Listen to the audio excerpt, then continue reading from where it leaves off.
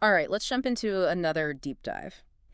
This time, we're taking a look at Projectile Frog, a game that, well, uses a frog and some fun to teach us about physics. Yeah, it seems pretty simple at first. I mean, you launch a frog, Mm-hmm. try to land it on lily pads, and the goal is to get to a dragonfly.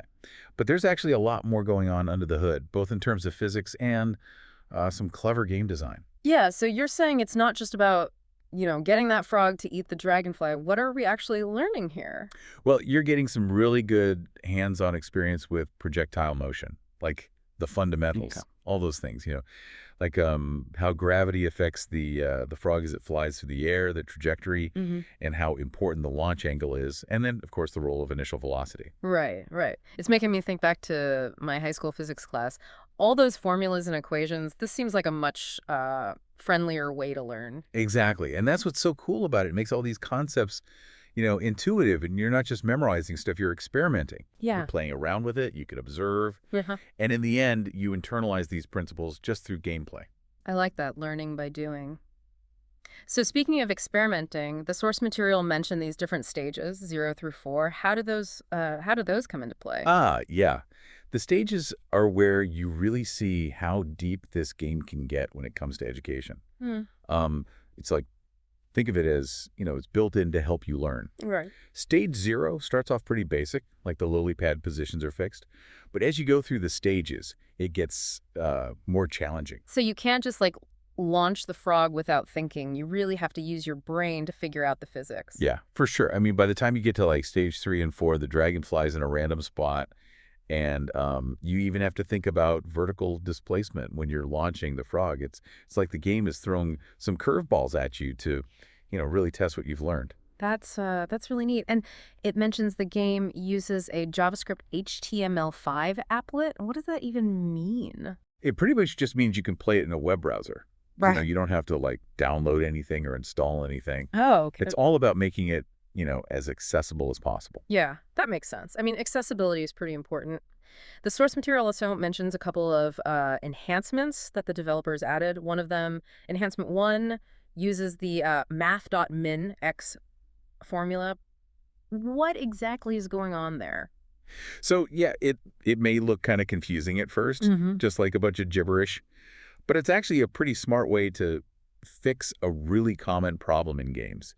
Basically, it makes sure that the frog is always visible on the screen, like no matter how far you launch it. Oh, okay. So no more frog flying off into oblivion and you have to like reset the game. That's a good thing, right? Yeah. Especially for maybe younger players. Right. It just keeps the game flowing. You don't want people getting frustrated, especially when they're trying to learn something. Makes sense. The developers definitely thought that through.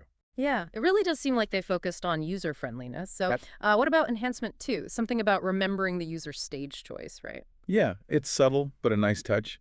They used JavaScript undefined storage Okay. to, remember what stage you want to play, even if you reset the whole game. So, like, if I'm up for a challenge and I want to jump into stage 4, it remembers. Exactly. It's like Yeah. your personalized learning buddy just keeps track of your progress. It may seem Mm. small, but I think it shows how dedicated the developers were to making a really good experience. That's really cool. I'm surprised by how much thought went into such a seemingly simple game.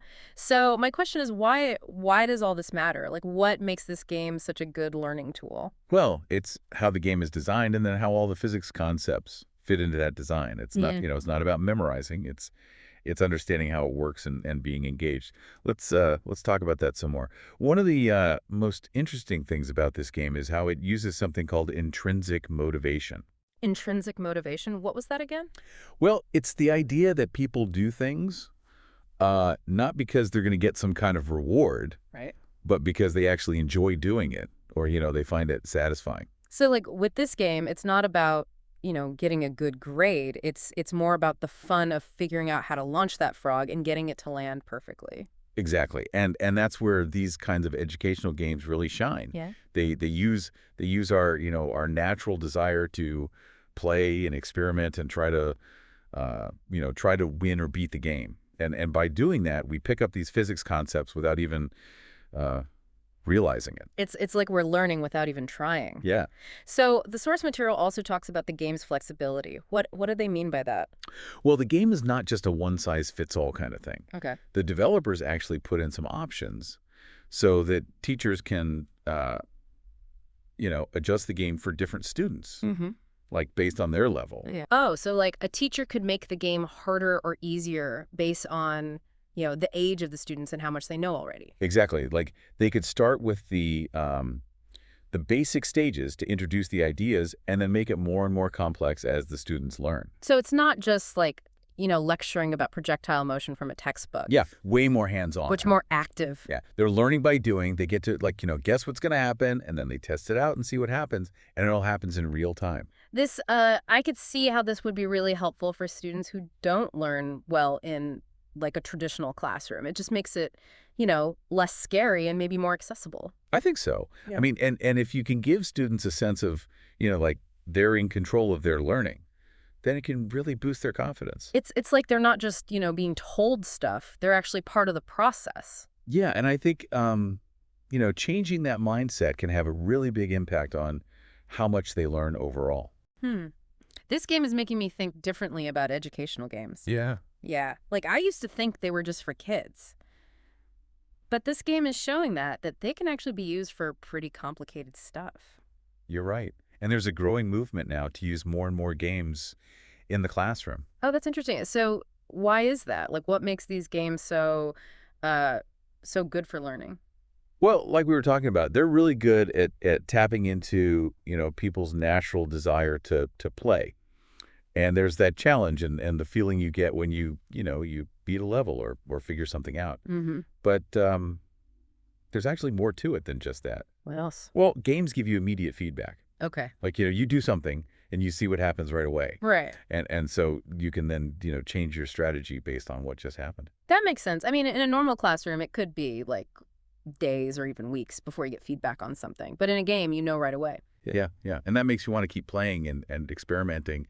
And another thing is games usually present information in a more visual way, more engaging. It's not just reading about something in a book. You're seeing it like right in front of you. You can even control different things. It's got to be easier to remember that way. Our brains are much better at remembering, an experience than just an idea. Mm-hmm. So by putting those ideas into a game, it makes them stick, We're tricking our brains into learning. Exactly. And this game, Projectile Frog, is a really good example of how to do that. It makes you wonder, what other things in the real world could be made into games. You're making me think, like, I'm picturing a game where you have to, like, balance chemical equations to make potions. Or what about building a city and learning about the environment? The possibilities are really endless. And, with technology getting better all the time, we're going to see even more creative and cool games being used for learning. I agree. This has been really interesting. We've talked about how the game works, the learning that's happening behind the scenes, and even how all this could change the future. If you're interested in finding more of these kinds of learning tools, I'd say check out the website mentioned in the source material. It's Open Educational Resources / open source physics at Singapore. They've got a lot of simulations and games, not just for physics, but other subjects too. Sounds like a great place to go if you're curious about learning new things. Oh, yeah. But before we finish up, what's the one big takeaway you would want our listeners to remember? If I had to pick just one thing, the biggest takeaway, I think, is that learning doesn't have to be, boring. Yeah. It can be fun and adventure, like a place where you can discover things and, yeah, even have some fun. I like that. It reminds us that, we all want to learn. We're curious. Yeah, yeah. And sometimes we just need, the right tools or the right way to do it, to unlock that. And that's what these games like Projectile Frog give us, a different way to think about learning. Yeah. One that's all about playing and trying things out. And that joy, of figuring stuff out on your own. It's like we're changing how we think about learning. It's not something we have to do. It's something we want to do. Exactly. And I think that can make a really big difference. Yeah. It opens up so many possibilities, not just for kids at school, but for everyone who wants to keep learning new things. Well, it's been really fun to dive into Projectile Frog with you today. I think it's clear that this is more than just a a way to kill time. Yeah. It's a really good example of how, games can make learning fun and maybe even a little bit addictive. Addictive in a good way, though, Oh, right? yeah, of course. Addicted to learning and figuring things out and seeing what we can do. It just might inspire someone out there to make the next, big learning tool. Yeah. Maybe it'll be a game about, I don't know, building a city, figuring out old languages, or even going to space. The possibilities are endless. Mm-hmm.